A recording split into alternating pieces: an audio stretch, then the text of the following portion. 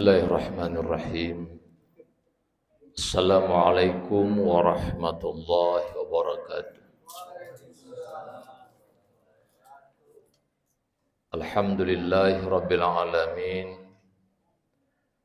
Wa bihi nasta'inu ala umurid dunya waddin. Salatu wassalamu ala asyrafil anbiya'i wal mursalin. Sayyidina wa nabiyyina wa maulana Muhammadin wa ala alihi wa sahbihi ajma'in, amma ba'd. Qala Allah Ta'ala fi kitabihil karim, a'udzu billahi minasy syaithanir rajim. Bismillahirrahmanirrahim.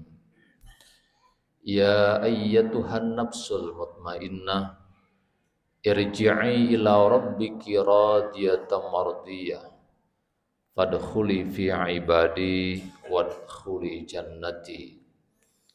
Wa qala an-nabiy sallallahu alaihi wasallam, man ahya sunnati faqad ahabbani wa man ahabbani kana ma'i fil jannah. Sadaqallahul azim wa sadaqa rasuluhul karim. Ibu-ibu dan bapak-bapak, hadirin wal hadirat jemaah Masjid Alauddin dan pemirsa kanal Masjid Alauddin yang saya hormati. Beberapa waktu yang lalu saya menemukan segerombolan remaja yang membawa senjata tembak-tembak. Sekaligus mereka juga tidak puasa. Jadi di samping tembak-tembak tidak puasa tunji. Dan hari ini saya singgah di sebuah tempat perbelanjaan. Ada 3 tukang parkir yang tidak puasa dan memperlihatkan ketidakpuasaannya di publik, di depan umum. Minum dan merokok. Keluarga saya bertanya, kenapa Ustaz orang seperti itu? Di bulan Ramadan dia tidak puasa. Saya bilang memang mereka adalah Islam, tetapi iman mereka belum menancap di dalam dada. Iman mereka tidak kokoh berakar di dalam dada. Itulah yang disinggung oleh Allah Subhanahu wa taala dalam Al-Qur'an surah Al-Hujurat ayat 14. A'udzubillahi minasyaitonir rajim. Bismillahirrahmanirrahim. Qalatil a'rabu amanna qul lam tu'minu walakin qulu aslamna walamma yadkhulul imanu fi qulubikum. Dahulu kata Allah, orang-orang Arab Baduy itu berkata, amanna, kami telah beriman. Jadi orang-orang Arab dahulu itu berkata, amanna, kami sudah beriman. Qul lam tu'minu, wahai Rasul sampaikan kepada mereka, engkau belum beriman. Walakin qulu aslamna, tapi katakanlah hanya sebatas berislam saja. Kenapa? Walamma yadkhulul imanu fi qulubikum, sebab iman itu belum masuk menancap di dalam dadamu. Begitu pula kalau kita menemukan orang-orang yang korup misalnya, tanya siapa apa agamanya, dia mengatakan Islam. Tetapi kenapa Anda korup? Karena imannya belum merasuk di dalam dada. Jadi iman inilah fundament dasar di dalam kehidupan kita. Iman bukan hanya sebatas percaya. Bukan hanya sebatas percaya. Tapi iman adalah sebuah keyakinan total atas segala sesuatu yang Allah tetapkan kepada kita dan di alam semesta ini. Itu yang disebut dengan iman. Banyak orang-orang yang percaya akan kematian karena dia melihat. Tetapi tidak semua orang meyakini akan hadirnya hari kebangkitan atau hari pembalasan. Dan iman yang diinginkan oleh Allah dan oleh Rasulullah adalah iman yang betul-betul menancap kokoh di dalam dada kita, yang disebut dengan haqqul yakin itu. Apa perbedaannya antara percaya dan keyakinan? Beda. Saya berikan contoh sederhananya begini, supaya kita paham apa yang dimaksud dengan keimanan di dalam agama. Yang saya katakan bukan hanya sebatas percaya saja. Sebagai sebuah ilustrasi, Bapak Ibu, ada seorang pemain sirkus kelas dunia, profesional, dan sudah malang melintang dalam dunia persirkusan. Mengadakan sebuah pertunjukan, perform of the year, performa di akhir tahun. Pertunjukan spektakuler. Untuk apa? Menyeberangi dari satu gedung ke gedung yang lain dengan kabel kecil. Yang di antara kedua gedung tersebut, di bawahnya adalah jalan raya yang banyak bus, banyak truk, banyak mobil, banyak kendaraan, yang apabila orang menyeberang dan jatuh, kemungkinan besar dia akan meninggal dunia karena dilindas oleh truk, bus, dan sejenisnya. Dua gedung yang besar ini jaraknya kurang lebih 50 meter, artinya dia akan berjalan sepanjang 50 meter. Dengan ketinggian 50 meter juga ke atas, tentu angin agak lebih kencang dibanding di bawah. Semua orang berdatangan pada saat itu untuk menyaksikan kehebatan sang pemain sirkus ini. Di saat orang sudah banyak, dia bertanya kepada para jamaah, katakanlah jamaah, saya sebut seperti itu, hadirin. Dia bertanya, Bapak Ibu, apakah Bapak Ibu percaya saya bisa menyeberangi kabel atau tali sepanjang 50 meter ini? Orang-orang berkata, kami percaya, we believe, we trust in you. Kami percaya kepada Anda karena Anda hebat, Anda profesional, Anda sudah punya pengalaman malang melintang di dunia sirkus.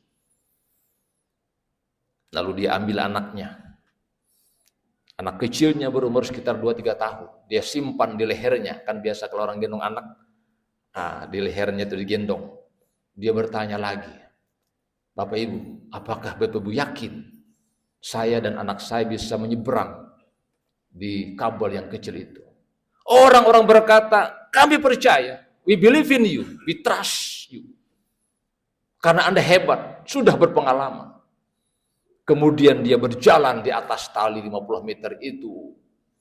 Diterpa oleh angin, goyang, tapi dia bisa melakukan penyeimbangan karena dia hebat dan dia profesional. Dan dia kemudian sampai ke tujuan dengan selamat dan semua orang tepuk tangan atas kehebatannya dan keberhasilan. Setelah selesai dia menyeberang, maka dia bertanya lagi, Bapak Ibu, apakah Bapak Ibu percaya saya bisa kembali? Orang-orang berkata, kami percaya, Anda hebat, buktinya tadi sudah ada. Dia tanya lagi, apakah Bapak Ibu yakin saya bisa kembali? Orang mengatakan, kami yakin, karena Anda hebat. Lalu dia bertanya dan berkata, Bapak Ibu, kalau Bapak Ibu yakin saya bisa kembali seperti semula, kulepaskan anakku ini.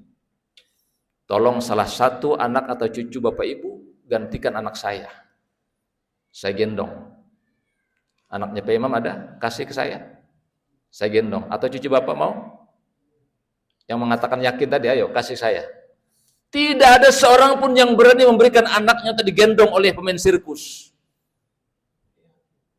Lalu pemain berkata, kalau begitu Bapak hanya sebatas percaya, tapi tidak yakin atas kemampuan saya. Kalau Bapak yakin, Bapak kasih anaknya dan bisa kembali ke sebelah. Itulah keyakinan yang diinginkan oleh agama. Itulah keimanan yang kokoh, yang menancap di dalam dada. Yang diharapkan dia menjadi fundament dasar kehidupan kita. Dan untuk memperkokoh keimanan ini, syaratnya adalah ati Allah wa atiur Rasul. Kita taat kepada Allah dan taat kepada Rasul. Kenapa? Karena al-imanu yazidu wa yanqus. Iman itu kadang bisa bertambah, kadang bisa berkurang, seperti charging. Oleh karena itu kita senantiasa berkomitmen untuk memperkokoh keimanan ini dengan memperbanyak ibadah kepada Allah Subhanahu wa taala. Dan memperkokoh ibadah melalui ibadah sunnah yang Rasulullah contohkan kepada kita. Sebab Bapak Ibu, sebagian orang berkata ke saya, Ustaz, saya sudah beriman rasanya, sudah tentu salat juga. Tapi kenapa saya tidak tenang dalam hidup? Tidak tenang dia. Ada kegalauannya. Saya bilang begini logikanya. Kenapa orang tidak tenang? Kalau bapak ibu pergian ke sebuah tempat, naik motor atau naik mobil, di saat bapak ibu mengendarai motor atau mobil, di persimpangan, tiba-tiba ada segerombolan polisi sweeping. Ada sweeping, Pak. Apa yang membuat bapak ibu tidak tenang? Kira-kira. Apa penyebab tidak tenang? Tidak punya STNK. Bonceng 3. Nah, ibu-ibu geser kanan, belok kiri. Macam-macam lah. Semakin banyak pelanggarannya, semakin tidak tenang orang. Kalau bapak ibu lengkap saja, tenang aja itu, nggak ada persoalan kok. Saya katakan, refleksikan ke diri Anda, jangan-jangan banyak pelanggaran-pelanggaran yang dilakukan dalam kehidupan kita ini. Sehingga tidak tenang dalam hidup. Jadi logika sederhana ketika orang ingin mendapatkan ketenangan dalam kehidupan, ikuti petunjuk Allah. Sebagaimana kita berdoa, ihdinas siratal mustaqim, tunjuki kami Allah ke jalan yang lurus. Jangan yang keliru, bukan jalan yang salah, apalagi yang dibenci. Karena ketika manusia mengalami banyak melakukan pelanggaran, maka kegalauan, ketidaktenangan akan hadir di dalam kehidupannya. Tapi ketika manusia konsisten, istiqamah dengan amal ibadahnya, apalagi setelah bulan Ramadan, Allah As-Salam, Allah Sang Maha Damai, akan senantiasa memberikan kedamaian di dalam kehidupan. Dan yang kedua, saya ulangi, perbanyak ibadah sunnah. Man ahya sunnati faqad ahabbani, wa man ahabbani kana ma'i fil jannah. Barang siapa yang menghidupkan sunnahku, bermakna dia mencintaiku. Dan barang siapa yang cinta kepadaku, maka dia bersamaku kelak di dalam surga. Ilustrasi terakhir saya sampaikan tentang sunnah ini. Sunnah dan sunat. Di saat saya berada di pondok, saya dulu sekolahnya di Gontor, tahun 80-an, tahun 90-an. Sebelum kita pulang, Pak Kiai itu bercerita tentang sesuatu di hadapan kami, para santri.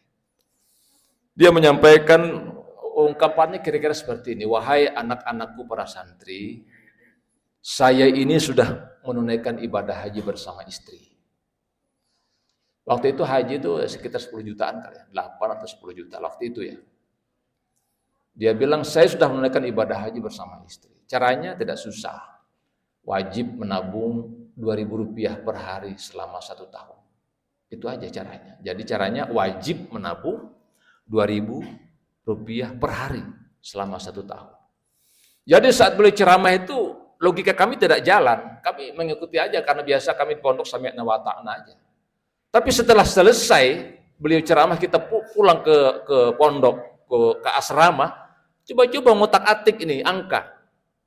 Kalau orang menabung 2.000 per hari selama 1 tahun, itu hanya terkumpul kurang lebih 720.000. Kan 1 tahun 360 kali 2, berarti 720. Tidak mungkin. Gimana caranya? Nah, besoknya kami beberapa orang datang ke beliau, Pak Kiai, betulkah Bapak Kiai naik haji dengan cara menabung uang Rp2.000 per hari selama 1 tahun? Dia bilang benar. Oh, kamu udah hitung Pak Kiai, enggak cukup. Dia bilang iya, kalau pakai logika. Dengarkan kalimat saya, dia bilang kemarin. Ini penting kalimat ini. Wahai anak-anakku para santri, saya sudah menunaikan ibadah haji bersama istri. Caranya wajib menabung uang Rp2.000 per hari selama 1 tahun. Caranya wajib menabung uang Rp2.000 per hari selama 1 tahun. Itu yang wajibnya.